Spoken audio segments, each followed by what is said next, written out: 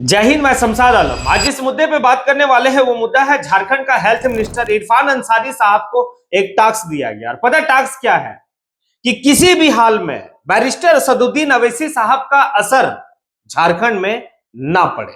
आज इसी के ऊपर बात करेंगे और विस्तार रूप से बात करेंगे। चलिए चलते और सारी बात को समझते हैं कि आखिर इरफान अंसारी साहब को जो झारखंड के कांग्रेस कोटे से जो है भाई हेमंत कैबिनेट में हेल्थ मिनिस्टर है, उनको टास्क दिया गया कि कोई भी हाल में जो असर बिहार में देखा गया बैरिस्टर असदुद्दीन अवैसी साहब का, वो असर जो है कि झारखंड में नहीं आनी चाहिए।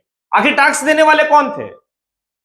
तो यहां पर यह बताया गया कि भाई टास्क जो देने वाले थे वो उनके पार्टी के सुप्रीमो, यानी कि पार्टी के अभी वर्तमान समय में जो सुप्रीमो यानी कि जो प्रेसिडेंट है वो खड़गे साहब है।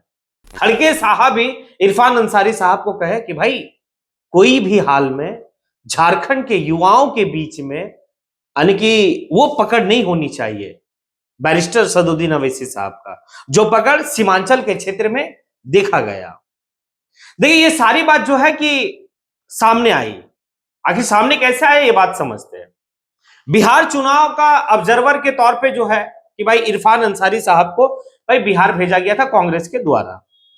चुनाव का नतीजा आया, करारी हार हुई कांग्रेस की। उसके बाद जो है कि भाई समीक्षा करने के बाद भाई ऑब्जर्वर के तौर पे वो दिल्ली मुख्यालय गए और पार्टी के प्रेसिडेंट को जो है कि भाई वो दस्तावेज सौंपने के बाद जो है कि डिस्कशन उनकी हुई। और डिस्कशन हुई तो साफ तौर पे कांग्रेस पार्टी के प्रेसिडेंट वर्तमान समय के यानी कि खड़गे साहब जो है, मल्लिकार्जुन खड़गे साहब, वो कहते इरफान अंसारी साहब को कि भाई कोई भी हाल में उनकी असर नहीं आनी चाहिए झारखंड में।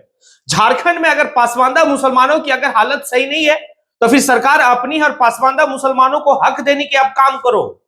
ये बात बात समझिएगा। जो लोग इस बात को कहते हैं ना कि आखिर अवैसी चुनाव लड़ता है क्या होता है, 2-4 सीट जीत गया क्या होता है, यही होता असर होता है।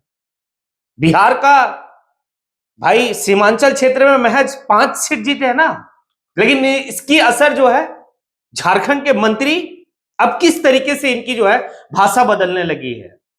भाई साथ ही साथ समाजवादी पार्टी उत्तर प्रदेश का समाजवादी पार्टी का कद्दावर नेता एसटी हसन साहब वो भी कहते हैं कि भूल हुई, असदुद्दीन अवैसी साहब की पार्टी ऑल इंडिया मजलिस इत्तेहादुल मुस्लिमीन को गठबंधन में ले लेना चाहिए था। और सेम बात जो है भाई इरफान अंसारी साहब भी कह रहे हैं, झारखंड का हेल्थ मिनिस्टर, वो कह रहे हैं कि अगर बेहतर तरीके से अगर बात हुई होती तो विचार किया गया होता। शायद बेहतर तरीके से बात नहीं हुई, इसका हमें खामियाजा भुगतना पड़ा बिहार चुनाव में। और वाकई में 5 सीट जो है कि भाई ऑल इंडिया मजलिस इत्तेहादुल मुस्लिमीन जीती। और अगर गठबंधन हो गया होता तो जो सीट आज आरजेडी और कांग्रेस भाई कुछ ही मार्जिन से हारी है वो तो हारती नहीं, आराम से जीतती और आज का रिजल्ट और कुछ होता। लेकिन नहीं, आप जो है कि उनको हल्के में ले रहे थे कि भाई छोड़ना हटाना कुछ नहीं होने वाला। लेकिन ये बात तो भाई वहां के लोग बता दिए, सीमांचल के लोग, और खास करके भाई बैरिस्टर असदुद्दीन अवैसी साहब का जिस तरीके से भाषण होता है, जिस तरीके से वो अपनी बात को रखते हैं, भाई उनके बात से युवा वर्ग काफी ज्यादा प्रभावित है। ये बात कांग्रेस वाले लोग मान रहे, आरजेडी वाले लोग मान रहे और वाकई में सभी लोग मान रहे इस बात को कि उनकी भाषण युवा वर्ग में काफी ज्यादा प्रभावित है। यही बात तो मल्लिकार्जुन खड़गे साहब का है इरफान अंसारी साहब को कि भाई बैरिस्टर असदुद्दीन अवैसी साहब की जो लचीले भाषण होती है ना, उस भाषण से भाई युवा वर्ग काफी प्रभावित है। और इसको कैसे जो है कि रोका जाए, कैसे बचाया जाए, आप जो है कि झारखंड के पासमानदा मुसलमान अंसारी समाज को समझाया जाए, रोका जाए, उनको उनका हक दिया जाए। चलिए इरफान साहब, आप जो है कि झारखंड के मंत्री हैं और काफी चर्चित मंत्री हैं। आप हमेशा जो है कि रील बनाने का आपका जो है कि आदत सा है। कुछ सवाल है जो आपसे जो है कि इस वीडियो के माध्यम से पूछ रहा हूं। सवाल यह बनता है, मॉब लिंचिंग, इतने लोगों को जो है कि झारखंड में भाई उसके जाति और धर्म को देखकर मार दिया गया, आखिर आप आवाज कब उठाए? इखलाक अंसारी, बहुत ऐसे लोग हैं, वो भाई तबरेज अंसारी, बहुत ऐसे लोग हैं, आप आवाज नहीं उठाए, आप उनके हक के लिए बात नहीं कर रहे। तो खैर युवा क्यों नहीं प्रभावित होगा? युवा प्रभावित क्यों नहीं होगा? क्योंकि सदन में भाई 100 गीदड़ से बेहतर है कि एक शेर चाहिए, और शेर चाहिए कि हमारी बात को बुलंदी से रख सके। सरकार आपकी है ना, अभी कांग्रेस, जेएमएम और भाई आरजेडी वाम दल की सरकार है झारखंड में, क्यों नहीं कानून ला रहे? आपको तो कानून लानी चाहिए, सख्त कानून लानी चाहिए। किसी को बस इसलिए जो है मार दिया जा रहा है कि वो भाई उसके टाइटल में आलम और अंसारी लगा हुआ है। आवाज खोलना होगा, आवाज निकालना होगा। अगर आवाज नहीं निकालेंगे तो भाई असर पड़ेगा। बिहार और झारखंड सटा हुआ है, एक दूसरे का हिस्सा रहा है, असर क्यों नहीं पड़ेगा? वही आदिल हसन, वही अख्तरुल इमान भाई झारखंड के दौरे पर भी आएंगे, और झारखंड के युवाओं को भाई समझाने के लिए। और झारखंड के युवा ऑलरेडी समझे हुए हैं कि हमें क्या करना है। तो ये वक्त है, अभी आपकी सरकार ये दूसरी टर्म में है, एक टर्म पूरी 5 साल गुजर गई, ये दूसरी टर्म का 1 साल भी गुजर गई, 4 साल आपके पास जो हाथ में है। इस 4 साल के दौरान में अगर आप मुसलमानों का अगर हक और हुकूक की बात करते हैं, मुसलमानों को हक देने की बात करते हैं, मुसलमानों की डेवलपमेंट की अगर बात करते हैं, मुसलमानों को जो लिंचिंग के ऊपर भाई मौत की घाट उतारी जा रही है, अगर उसको आप रोकने का कानून बनाते हैं, तो फिर क्या दरकार है किसी के पास जाने का?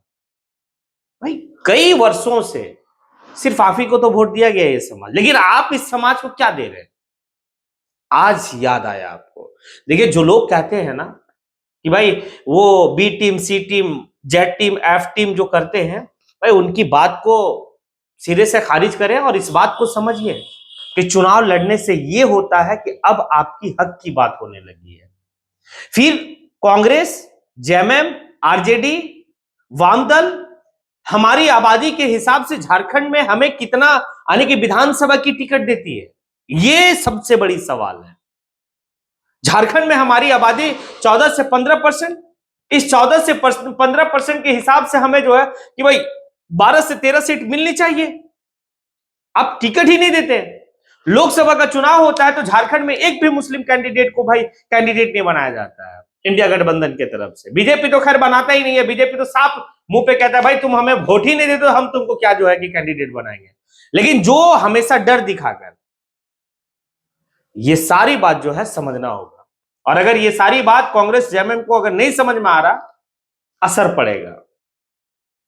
और ये असर आपके मुख्यालय में ही जो है कि दिखने लगा है, दिल्ली की मुख्यालय में। तो इरफान अंसारी साहब थोड़ी सी जो है कि अंसारियों की जो बद हालत है, बद से बदतर, इसके ऊपर भी अब गौर फिक्र करें। सरकार आपकी, आप जो है कि अल्पसंख्यक का जो बजट है वहां से आप जो है कि भाई माइनॉरिटी का बजट से आप घटाकर कहीं दूसरे जगह आप ये कर रहे हैं। माइनॉरिटी की बजट जो है उसमें जब घटा दिया गया बजट, तो एक आवाज तक आपकी नहीं उठ रही है। तो ये सारी बात देखने के बाद लोगों को लगता है कि भाई असर पड़ेगा, और असर ऐसा पड़ेगा कि फिर बाद में आप रोना नहीं रोएंगे। अगर बाद में अगर आप रोना रोए तो वही हाल होने वाला है जो हाल भाई बिहार में हुआ है। खैर, ये सारी बात है।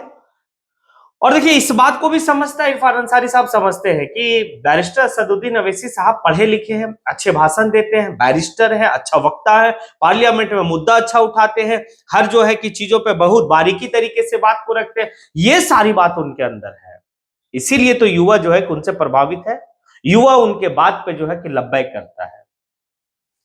तो इरफान अंसारी साहब, अगर आपको टास्क दिया गया है तो फिर आप मिशन में निकल जाइए, और लोगों की और खास करके अंसारी समाज के लिए आप जो है हक की बात करें।